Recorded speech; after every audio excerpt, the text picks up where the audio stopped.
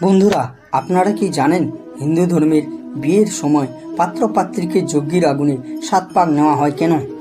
যজ্ঞের আগুনের 7 পাক নেওয়ার পর স্বামী স্ত্রীর সম্পর্ক মেনে নেওয়া হয়। কি কারণ রয়েছে? বিয়ের সময় 7 পাক নেওয়া হয় কেন? তার কম বা বেশি নেওয়া হয় না কেন? এর পিছনের কারণ ধর্মের সঙ্গে যুক্ত আছে এবং আমাদের প্রাকৃতিক সাথেও যুক্ত আছে। যেমন ইন্দ্রধনুষের 7টি রং, আমাদের শরীরে 7টি চক্র।